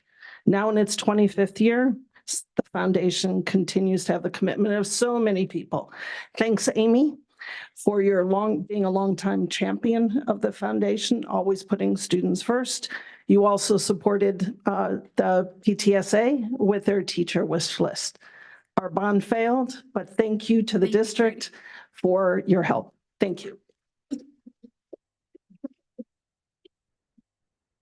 All right, trustees, we are now moving on to discussion action items. 12A, Los Robles Real Property Advisory Committee, final report and recommendation. At this time, remember, this is information only. And I'd like to recognize Deputy Superintendent Clark Hampton of Business and Support Services. Thank you, President Castellanos, trustees. So this property is located in San Juan Capistrano, just off Los Robles, just east of the 5 freeway. The district acquired the property from a mitigation agreement with from Pacifica San Juan Development, and subsequent to that, took ownership of the property. And without the need for a school site there, the property was declared surplus, and this was back in 2027, or was not declared surplus. It was recommended that it be declared surplus in 2007. Due to the time frame that passed, we formed another 7-11 committee. And 7-11 means members more than 7, fewer than 11, to review the property again and make a recommendation, which is before you tonight. There's no action required, but the committee did recommend that the property be declared surplus for either sale or lease. The next steps would be for the district staff to review the recommendation and bring a resolution to the board to declare the property surplus. Even if the property is declared surplus, it wouldn't preclude us from using it for district use in the meantime. Thank you. Okay, Ms. Hayes, do we have any speaker on this item? Any speakers? Okay, trustees, any questions, concerns? Okay, all right. And also just remember 12B, this item was pulled. So now we're moving on to 12C. Charter School Dashboard Performance at this time. Also, this is informational only, but I'd like to recognize Greg Merwin, Associate Superintendent of Ed and Sports Services, to present the item. Thank you, President Castellanos. Staff presents item 12C, Charter School Dashboard Performance. I'm joined by Assistant Superintendent Carrie Johnson and Director Heidi Crowley, who will guide you through a brief presentation. I'd like to remind the board and the community that this is a follow-up to our district dashboard presentation at the January 17th, 2024 board meeting. And while this is the first data presentation for the dashboard of charter schools in our boundaries, with our renewed focus on data under the leadership of Superintendent Brown, it is our goal to make this an annual item so that the public is fully informed. So with that, I would like to ask Ms. Crowley to begin the presentation at this time, and Dr. Johnson is trying to get control of the presentation. Okay, we're good. Okay. Good evening. Go ahead. Good evening. Starting with basics, we have 8 charter schools located within Capistrano Unified School District. 6 of our charter schools are authorized by the district, and the 2 at the bottom with the asterisks are authorized by the Orange County Board of Education. You'll notice the 8th charter school on this list, California Republic Leadership Academy, has no data to present as they just opened this year. So they'll be included in next year's data presentation. So on our next slide, you'll see we have broken down our demographics of the district and our charter schools. And we have representatives from many of our charter schools here tonight. So first column, we're using abbreviations. You'll see these abbreviations throughout the presentation. So CRA is Community Roots Academy, and we do have representatives from Community Roots here with us this evening. I'll stand up and wave. And then we have Journey School, Okasa K-5, that's our elementary school authorized by the county, and we do have representatives from Okasa K-5 here tonight. OPA, Oxford Preparatory Academy. Cal Ops is Connections Academy, and you'll actually see next month, we're bringing a material revision to officially change their name, but Cal Ops seemed to fit better in this little teeny tiny space. So they will officially become Cal Ops after you vote on that next month. And then Okasa College Prep, and we have representatives from Connections Cal Ops here this evening. And then we do have representatives from Okasa College Prep here as well. And then Opportunities for Learning. Opportunities for Learning, again, is a DAS school. They have two little asterisks, so they're a dashboard alternative status. So there are some places where they don't have information. And we do have representatives from OFL here tonight as well. And then I'm going to turn it over to Dr. Carrie Johnson to go through the data. All right, thank you, Heidi. And I will try to keep up the same energy level as I present this data, and all trustees will be data scientists by the end of this presentation. So I just want to do a quick reminder about what the state measures for California dashboard, where they actually come from. So two things. One, performance in the current school year, and then change from the prior school year. And so those two components go into those dials you see, going from red, which is lowest performance on the left, all the way to blue, which is highest performance on the right. There will be one slide where we actually look at the kind of purple cellular connection bars there. And it'll be for the CCI, the College and Career Indicator. So as Heidi talked about, one of the schools that we'll be talking about is a DAS school. And this means that they serve high-risk population, usually students who are behind in credits or possibly have attendance issues. An analog in our own district would be Union High School. So this is the English language arts performance. And just a reminder, this is all students in grades 3 through 8 and 11 who have taken the Smarter Balance Assessment in English language arts. So at the top left there, which is orange, that's California. And California, as you can see, and so like I said, the top line there is actually current year's performance. So as a whole, if you take all students in California who took the assessment in grades 3 through 8 and 11 and put them together as an average, students scored 13.6 points below standard for the state, and they maintained at a negative 1.4. So if we go down to the far left, on the left of the dashed line, that's CUSD. So in this case, we have 41,000 students, but for the Smarter Balance Assessment in English Language Arts and Math, that's about 21,000 students in grades 3 through 8 and 11 that take the Smarter Balance Assessment. So once again, CUSD students are 47 points above the standard, and we're in blue because we maintain the level of 0.6 points. And then going from left to right after the dashed line, you see all of the charter schools that are located within our boundaries, going from highest performance band to the lowest performance band. One thing I do want to mention about Cal Ops, though, is the state does penalize you if you test below 95%. So in Cal Ops situation, it was at 75%, and they give you the lowest possible score for each student until you reach that 95% threshold. And so that's one of the factors that plays into the red designation and the 80.6 points below standard. So this is actually, so just I want to differentiate, the last one was distance from standard. This is actually the percentage of students who met or exceeded standards on the English Language Arts test. So once again, you have California on the left in orange. For CUSD, 70.2% of our students who took the Smarter Balance Assessment in English Language Arts met or exceeded standard. And then to the right of the dashed line, you have all the charter schools once again, and the colors on those bars represent their color indicator on the state dashboard. You see that OFL is in gray, and the reason that is because if a school has more than 11 students but fewer than 30, they don't report a color. They'll give you the actual percentages and distance from standard, but they won't assign a color to that school because the group is too small and for privacy issues. So now we're going back to the distance from standard. Okay, the last slide was percentage of students meeting and exceeding. This is going back to that distance from standard, meaning how far, in this case, all of these schools, how far above the standard are they? And this is comparing Oxford Preparatory Academy, which scored really well, but we wanted to give an apples to apples comparison. So we're showing several CUSD elementary schools. as a comparison. So Castile there did outperform OPA 87.1 points above standard. I want to point out the reason that Chaparral is green, even though it has a high performance score, is because they did decrease by about 7 points from the prior year. So that's why, even though it's a high distance from standard, it is still, there was a decline from year to year. So now we're moving into mathematics. In this case, once again, California is at the top. California as a whole performed 49.1 points below standard, and they maintained it about 2.6 points. CUSD on the left there is in green. We were at 17.2 points above standard, and we increased by 5 points. And then once again, you see all the charter schools going from left to right, from highest performance to lowest performance.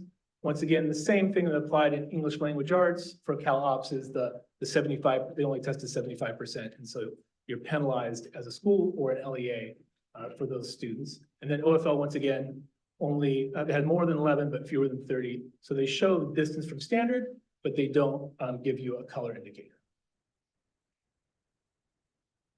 So once again, this is all the students in our district, or to the right, the charter schools that met or exceeded standards for mathematics.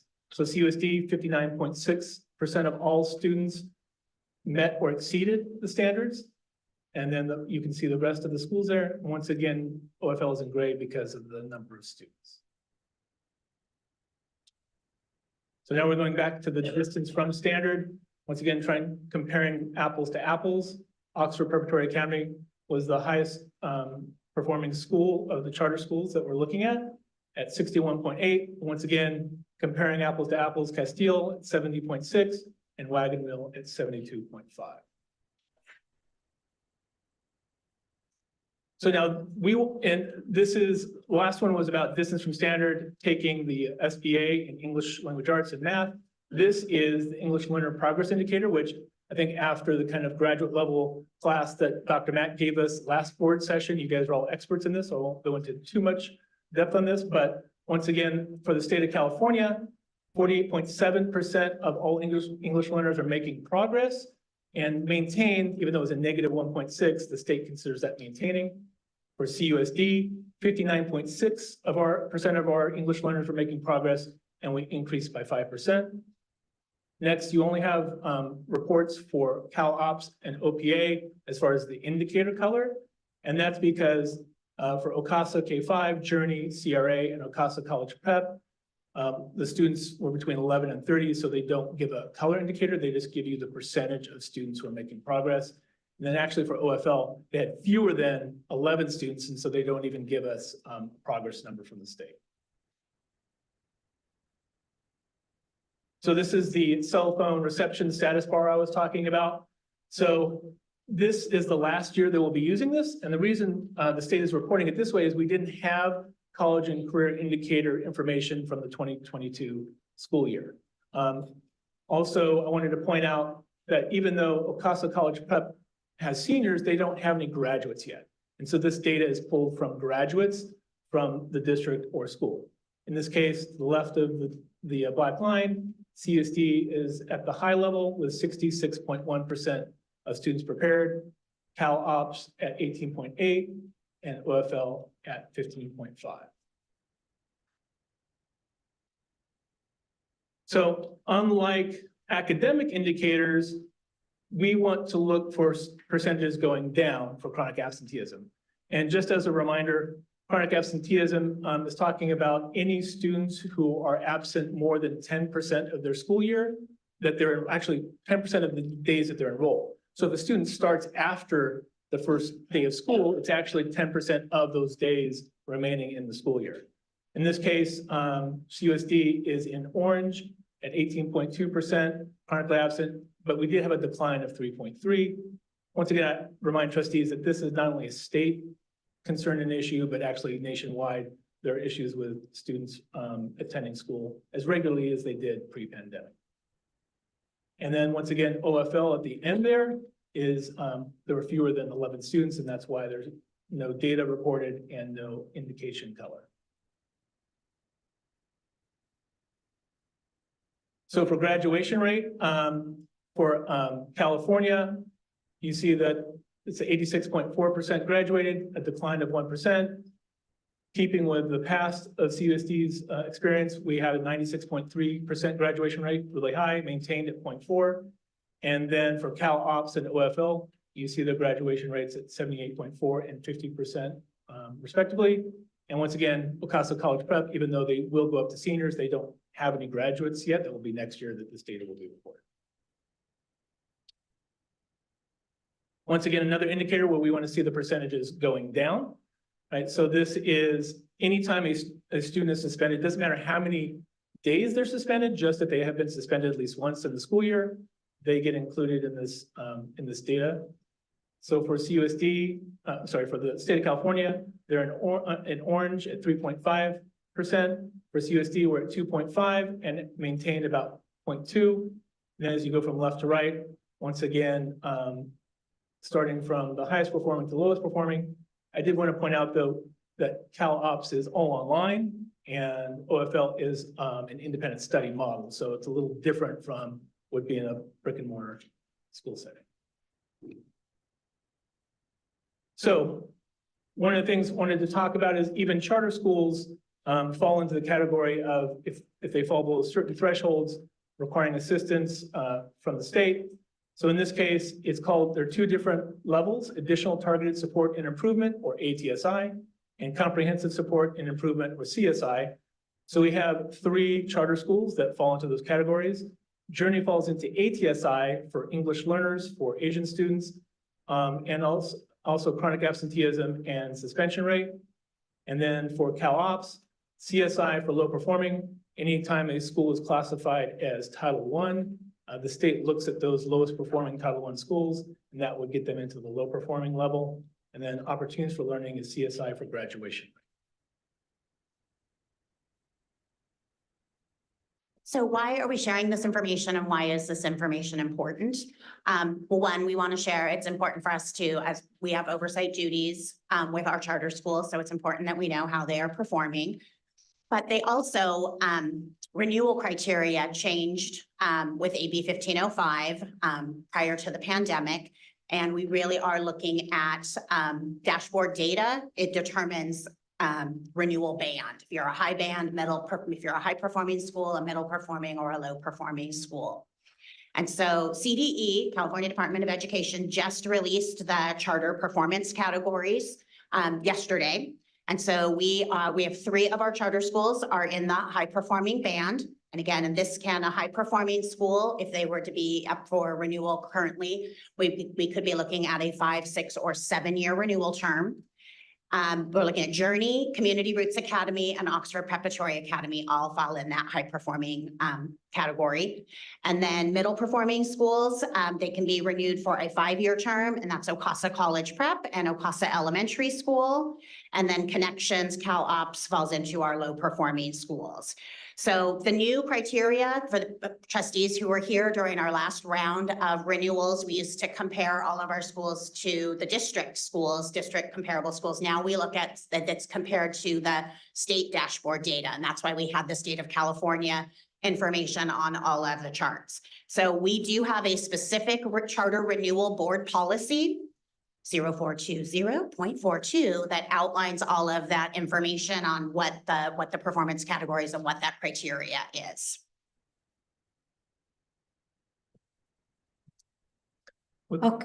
Okay, thank you. Ms. Hayes, do we have we have 2 speakers? Okay. We have 2 speakers. Our first speaker is Sean, and then Julie, please come forward. And I'll reset the timer to 3 minutes. Our first speaker is Sean. Let's see if I pronounce this correctly. Ajekwe. Ms. Hayes, great job. Thank you. Please go ahead. I'm not kidding. You can only imagine what it was like when a substitute came. At any rate, good evening, honorable and distinguished members of the board, as well as dedicated families, teachers, students, and community. My name is Shauna Jekwe, and I am the Director of Activities and Special Projects at Ocasa College Prep. I am eager to share Ocasa's exciting journey and bright future. We are a fully accredited WASC accredited public 612 charter, whose mission explicitly states that we offer a joy-filled learning experience. I'd like to share with you just a few of the examples that we do in order to meet that and exceed that.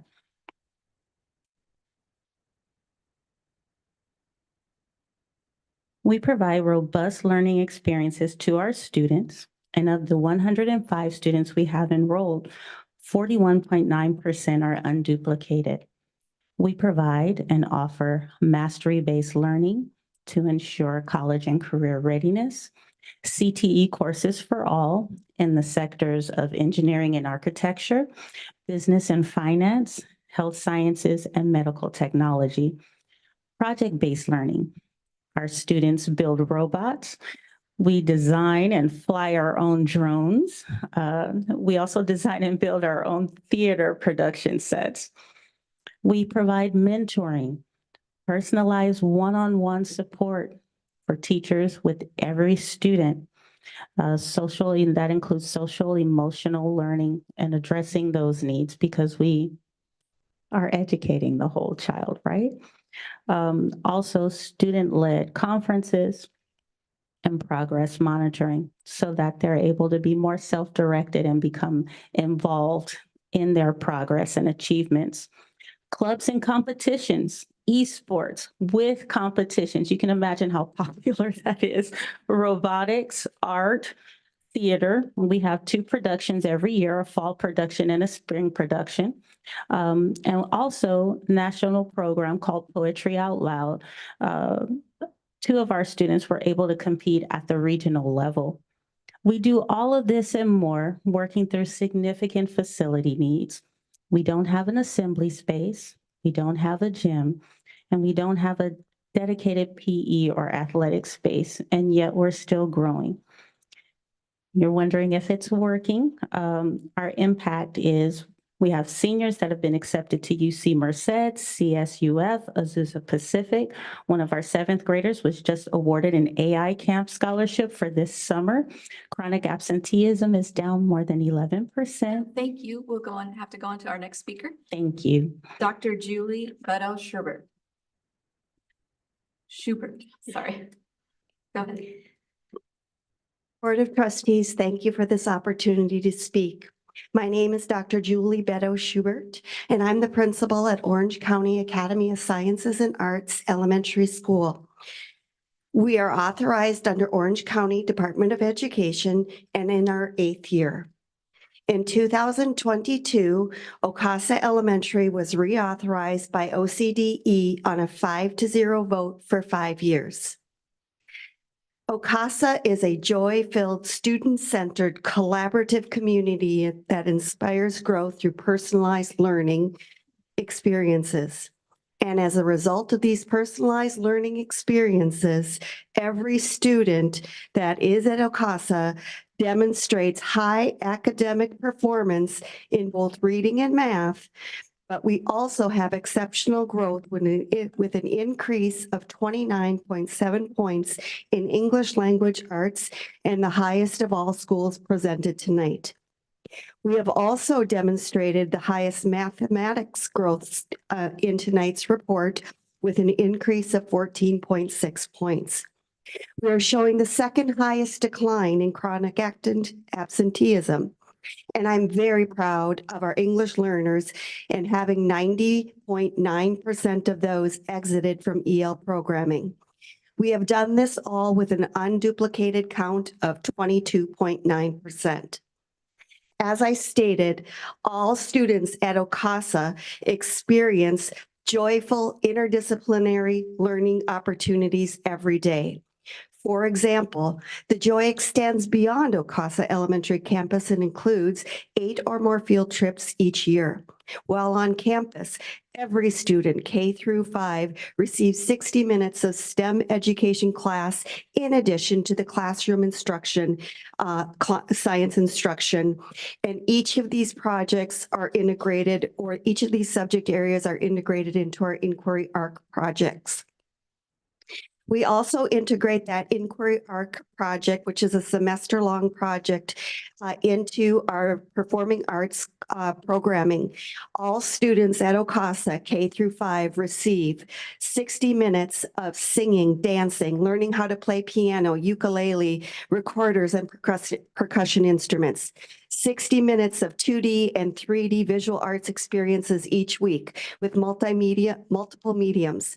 Our STEAM program plus programming has one additional component, Spanish language, culture, and heritage, which is also a 60-minute period for every child at OCASA.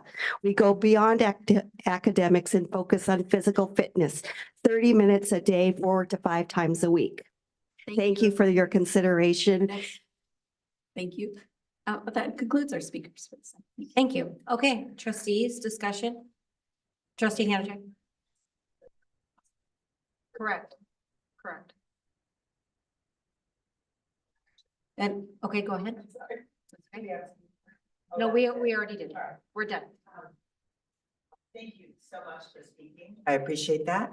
But I was a little confused. Our speaker from OCASA College Prep talked about graduating and where they've gone. But in this section, we don't show any graduation rate. I think it was explained that they hadn't had any graduates yet.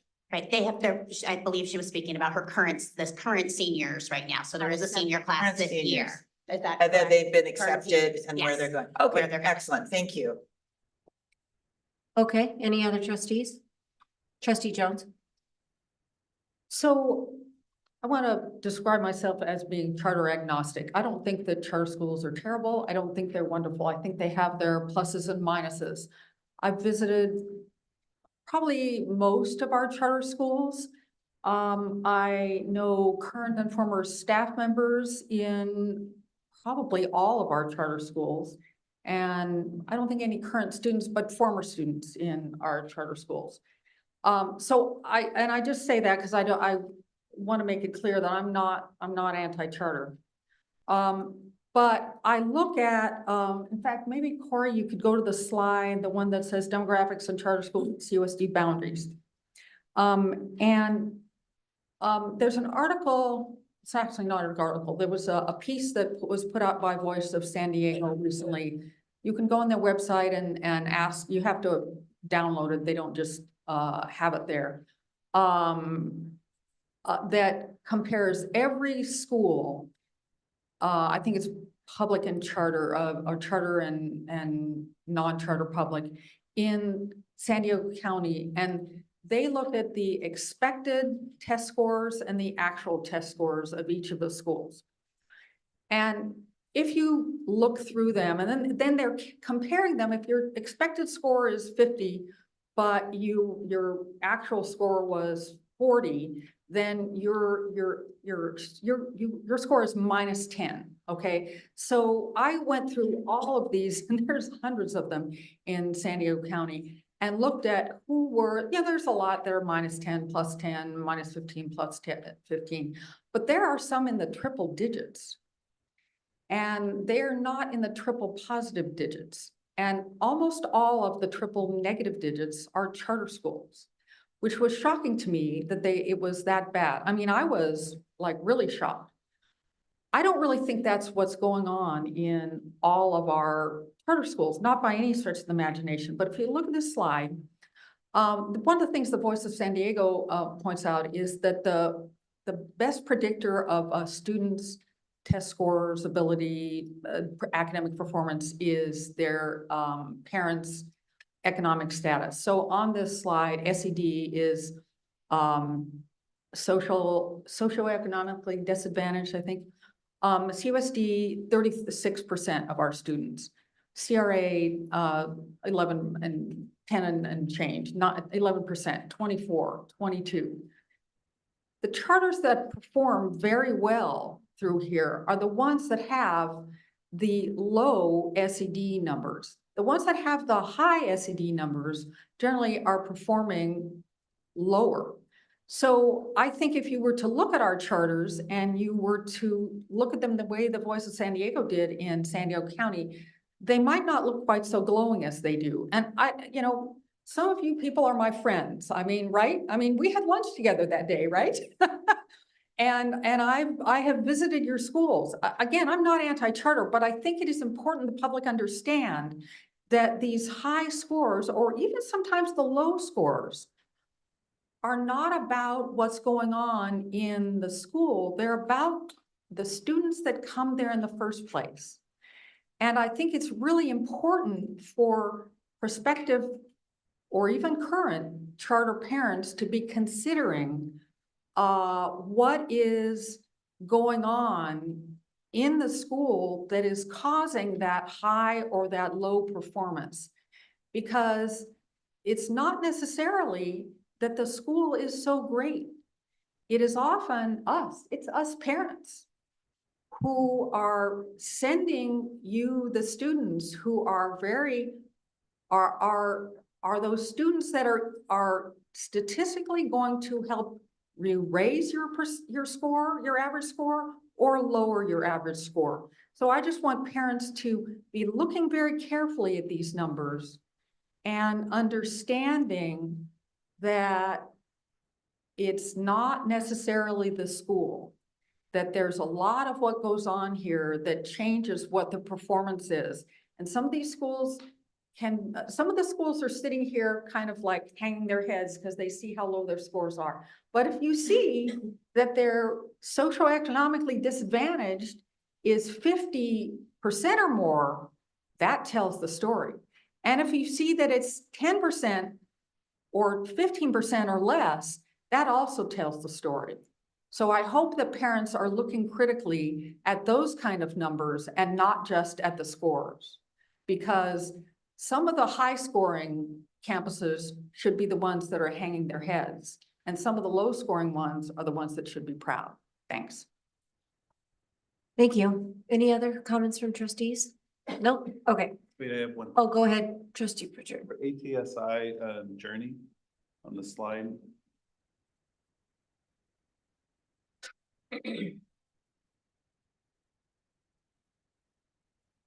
You mean to say that the chronic absenteeism and suspension rate have to do with the English language Asian learner? Or are you saying that that's the entire journey school? Because the bullets kind of suggest one thing. It's just for that subgroup of English learners, correct? Yes. Okay, not the entire school. So Correct. the Yes. bullets are correct. Yeah. Okay, that was informational only. So we are now moving on to 12D, certification of the 23-24 second interim financial report. I need a motion to approve the certification of 23-24 second interim financial report. So moved. Okay, moved by trustee Hanachek, seconded by trustee Bolkus. At this time, I'd like to recognize Clark Hampton, Deputy Superintendent of Business and Support Services, to present the item. Thank you, President Castellanos. Trustees, twice a year, school districts are required to report and certify their financial condition. I'd like to introduce Philippa Townsend, the Assistant Superintendent for Fiscal Services, to provide a brief report on our second interim.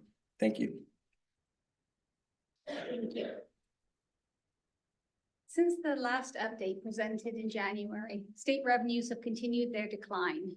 It's very possible at this point that the May revised budget could present further cuts to school districts as a result of the additional shortfall.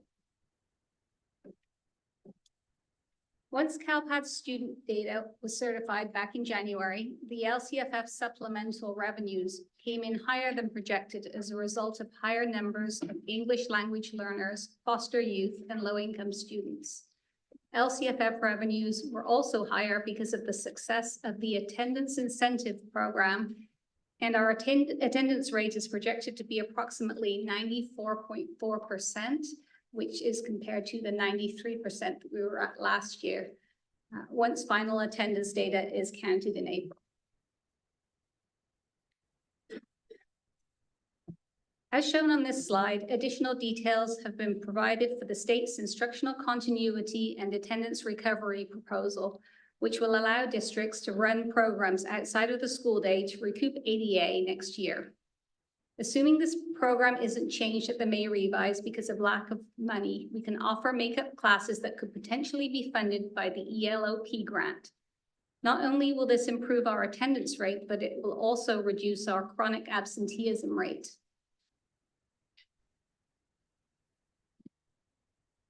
These are the assumptions used in the multi-year projection for second interim on the right as compared to first interim on the left. You can see that the COLA used for the 3 years starting in 24-25 are all lower than they were at the first interim. CalPERS retirement rates for classified staff are also projected to be higher than they were at first interim, which will cost us more money. Based on current projections, our enrollment decline is beginning to flatten out, and hopefully we will see a lowest point of our enrollment in the next few years. This is an excerpt from the local control funding formula calculator. Sorry, it's a bit small. It's hard to read, but the top row is the current ADA that we have for our students, and the bottom row is the funded ADA. So as you know, or may not know, we are now funded on the average of the 3 prior year ADA counts. So what this did was, after the pandemic, when we dropped approximately 5,000 ADA, the governor proposed that we would mitigate this funding drop by averaging the 3 prior years. So what this did is it pushed out the drop in attendance for 3 years. And so it's beginning to hit us now and in the next few years. And you can see it's creating very large revenue drops. If you were funded on current year ADA, the drop in revenue would only be 1,000 ADA, but you can see that it's actually 2,000 ADA. So that's really impacting our revenues for the next few years. And it's going to impact what programs we can continue to fund.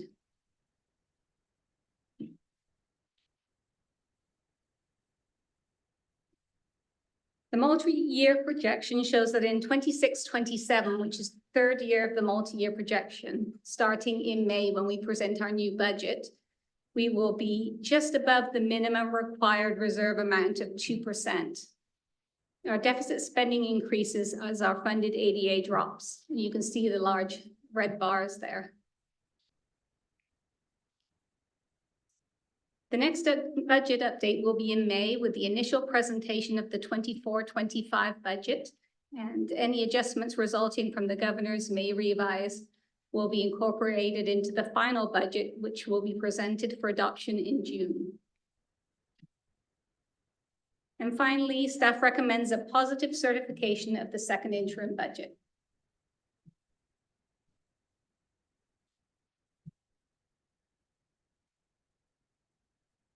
Do we have any speaker cards, Ms. Hayes? We have one speaker, Luca Klaus.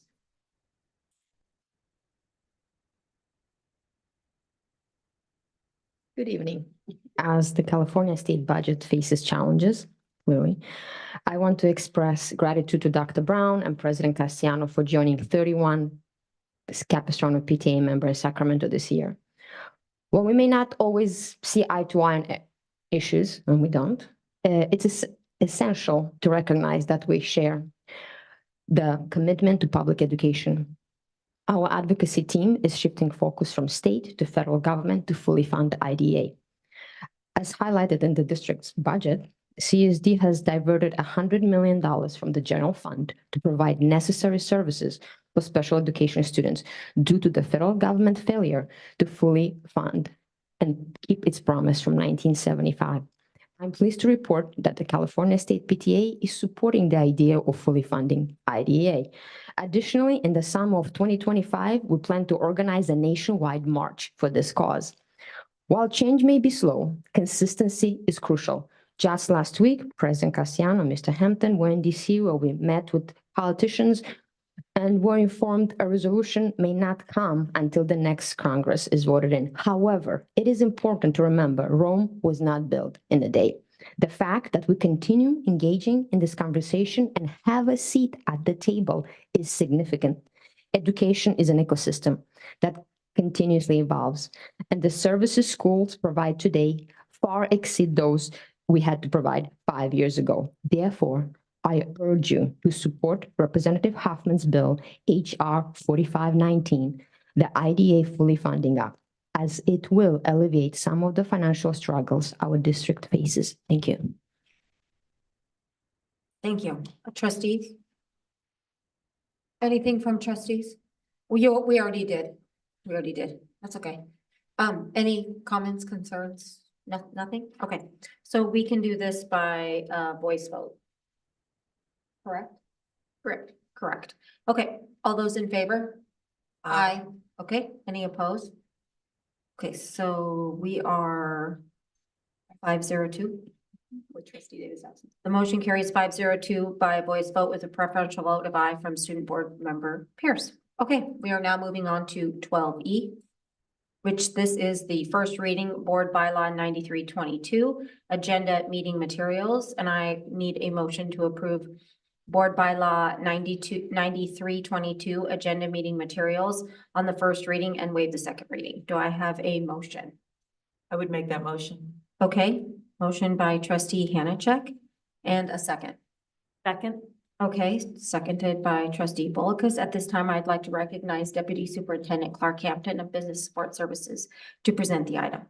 Thank you, President Castellanos, trustees. So this bylaw supports the community and the board with a transparent, non-biased policy that allows for public participation and respects the necessity of the board to conduct orderly, efficient proceedings.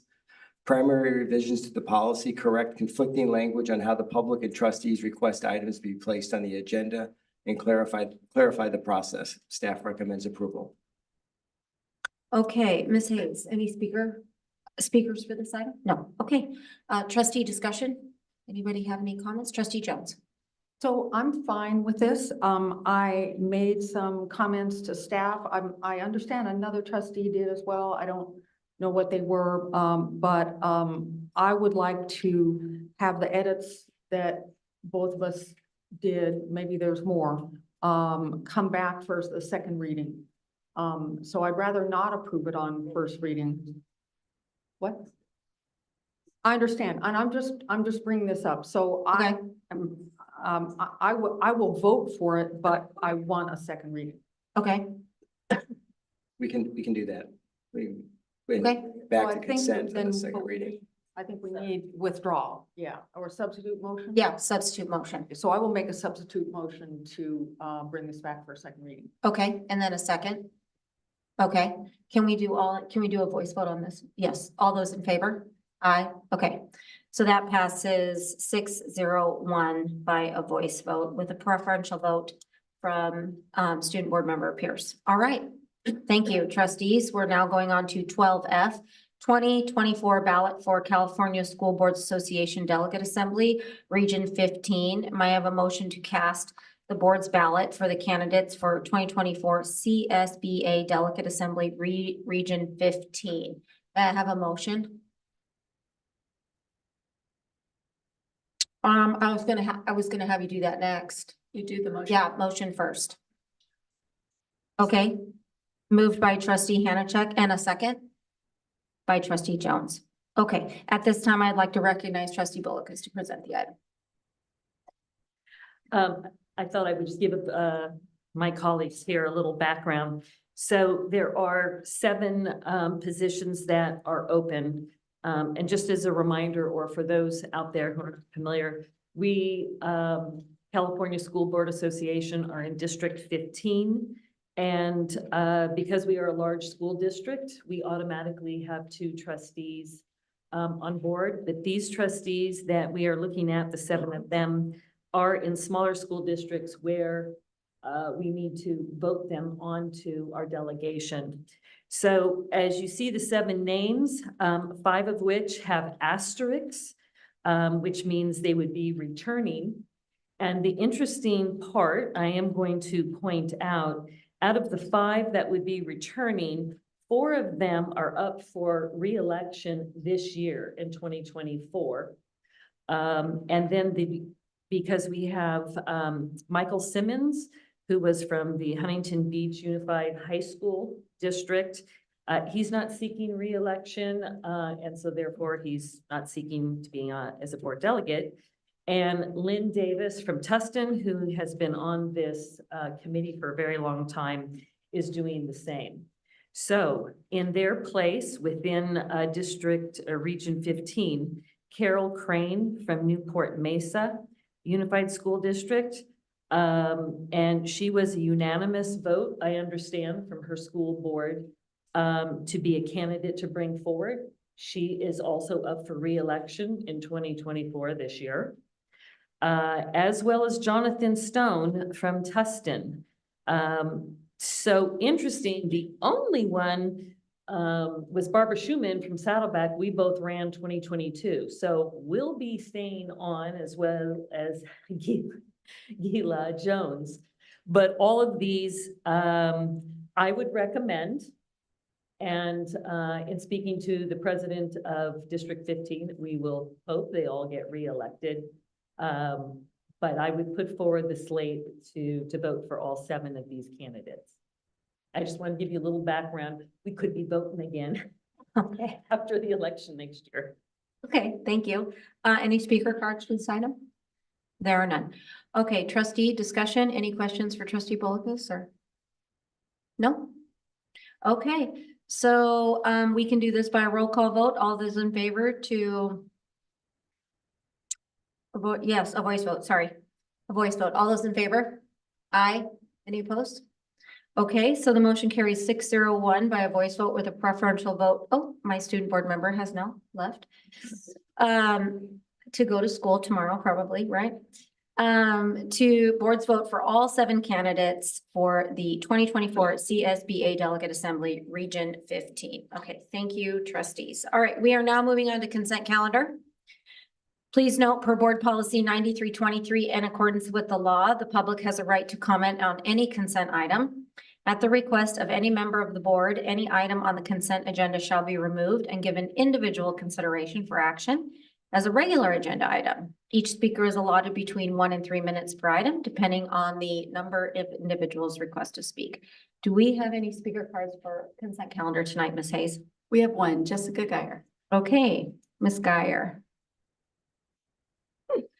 Our PTAs and PTSAs across the district have donated a total of $160,397.37 to our sites for smart boards, field trips, marquee installation, outdoor science camp, meet the masters, security cameras, Chromebooks, PE equipment, and a swell program.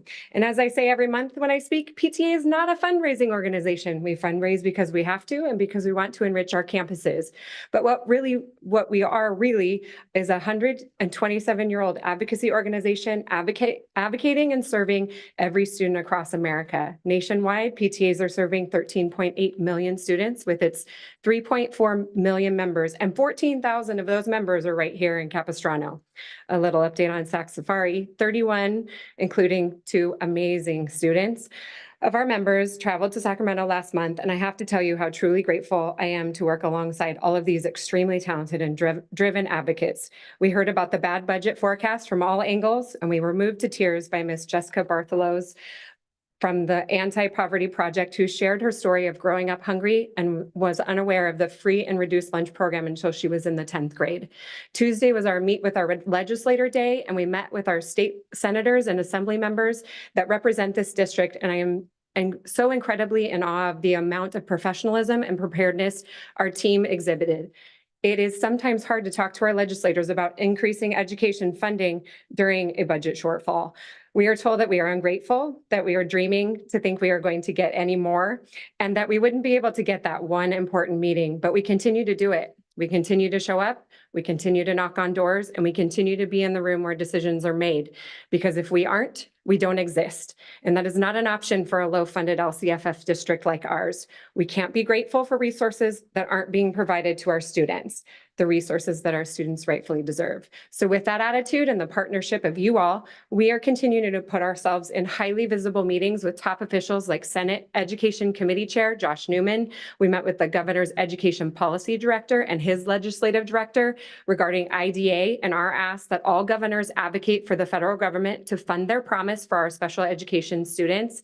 And finally, for our biggest meeting of the year, spearheaded by our very own Luca, a meeting that everyone said we couldn't get. Luca, President Castellanos, and CFO Clark Hampton met with Congressman Huffman's staff to discuss his bipartisan effort to fully fund IDA, which would bring approximately $32 million additional dollars to our district.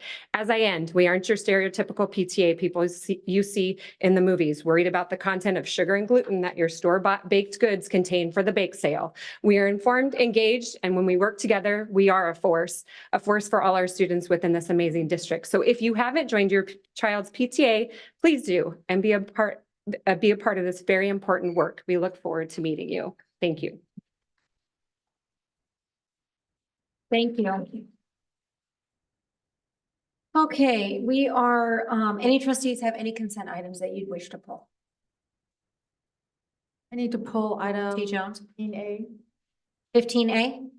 Yes, I have to recuse myself. I have a family member who works for Phoenix House. Okay, 15A. All right, may I have a motion to approve consent calendar item 14A through 17A with the exception of 15A pulled by trustee Jones? So moved. Okay, moved by trustee Bullicus, seconded by trustee Hanachek. Ms. Hayes, please call the roll. Student Board Member Pierce. Aye. Trustee Bullicus. Aye. Trustee Davis. Trustee Jones. Aye. Trustee Pritchard. Aye. Trustee Hanachek. Aye.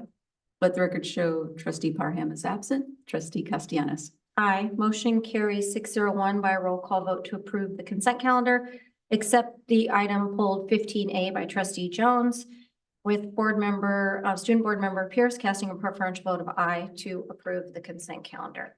Okay, at this time, oh, I'm sorry. Yes, we do. Okay, second, moved by trustee Hanachek, seconded by trustee Davis. Okay, can we do we have to do a voice vote is okay. All those in favor? Aye.